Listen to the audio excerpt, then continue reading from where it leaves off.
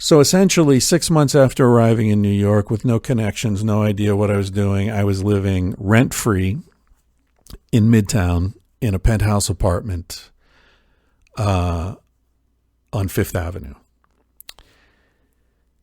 That was pretty intense. That was pretty amazing. And so after a year, so I'm there for a year, which means I'm in this free apartment for 6 months. My salary keeps going up because my value to this guy was going up, and we were becoming friends, very, very good friends, actually. But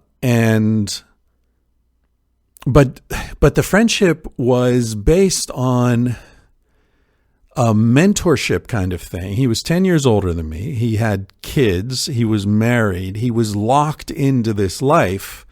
And looking back on it now, I feel that he was locked into a life he wasn't sure he wanted, but he couldn't refuse it. And so he found this free spirit, this young guy who was going off to see the world, and he offered this young guy a taste of the life he wasn't sure that he himself wanted. And by convincing this young guy to give up his plans to go and see the world, what he was doing was validating the decision that he himself had made. Do you see what I'm saying? So it wasn't just about me. It was about proving to himself that this was the good life. And the problem is that for the first year or so, I was so interested by how different all this was and how bizarre and how novel. I mean, who would have ever predicted that I would be, living in a penthouse apartment, paying no rent, making a shitload of money in Midtown Manhattan in the Diamond District? Nobody ever could have predicted that. And that in itself was enough of a mindfuck that it interested me. But after a year, I started getting bored because essentially I'm not interested in money. I never was. And so this sort of set into motion an essential conflict. And it didn't really interfere with our friendship initially, but what happened was that I started, because this guy was my friend when we were out for dinner or drinks or whatever, I talked to him about how I was feeling, and I wanted to see the world. I wanted to backpack through India. I wanted to see the Himalayas. I wanted to float down the Mekong River on a raft. I wanted to get out there and do crazy shit while I was young and free. And he wanted me to stay and be his friend and be his healthy brother and validate the life that he had sort of been forced into, but had also chosen. And I remember one night at dinner when I was griping about this again, I remember him saying to me, "Chris, how old are you?" And I said, whatever it was, 27, I guess I probably was. And he said, "Listen to me. By the time you're 30, you'll have a net worth of $1 million. If you don't, I'll write you a check for the difference. I'll put that into writing. So stay here, do this work."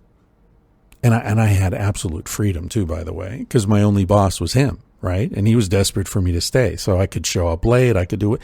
It was a job where I just, took care of business, but nobody gave a shit how or when I did it. He was like, you can read, you can study, you can enroll at Columbia and go do some classes up there. You're living in the greatest city in the world, And I was probably making like $50,000 a year, which was a lot of money in those days, and living rent free in Manhattan, right? And there was a BMW car in the garage, his car. He had 5 or 6 cars. I could use the car whenever I wanted, go away for the weekend, carte blanche. Yeah, I remember him saying, yeah, I'll put that in writing. You'll have $1 million net worth when you're 30. One day, I'm sitting in my office, and I just remember it perfectly. A woman walked into my office wearing denim jacket, red leather cowboy boots, beautiful woman, sexy, probably 40, something like that, 35. Her name was Catalina Montero Alvarez. She was from Madrid, but she lived in Ibiza. And she was a Spanish journalist who was traveling around the world and financing her travels by writing feature articles about interesting places that she encountered on the way. And she wanted to write an article about 47th Street.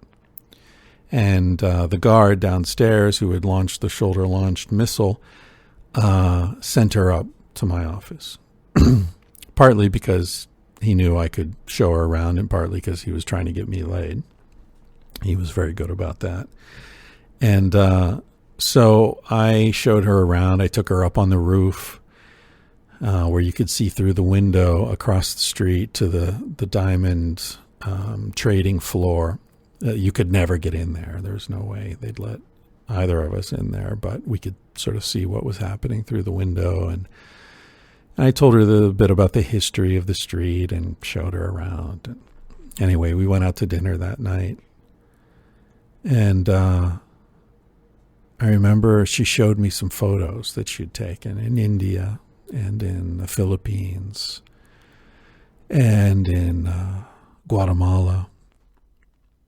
And she'd actually been to San Cristobal de las Casas, where I lived with the land reform people. I think I talked about that in an earlier episode.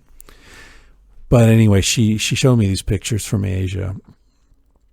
And I remember something in me snapped. And I realized, like, I'm miserable here. This isn't where I want to be. And time goes by, and okay, yeah, I'll have $1 million, but is 3 years of my life worth $1 million? And who will I be then? If I agree to stay here for another 3 years for $3 million, what'll happen to me? What'll happen to me? Will I change in ways that I won't be able to leave then? Because then he'll say, stay another 2 years, it'll be another $1 million, and then another $1 million, and then what? I'll start doing coke and hanging out in nightclubs and buying crazy shit. I mean, what's going to happen to me? I won't still be me. I'll be 3 years older, and I'll be someone who knows that he sold 3 years of his life for $1 million, which isn't who I am right now. Anyway, I'm not saying I articulated all this, but I felt it. I felt like I'm not being true to myself. I'm not learning anymore here. I'm just killing time for money.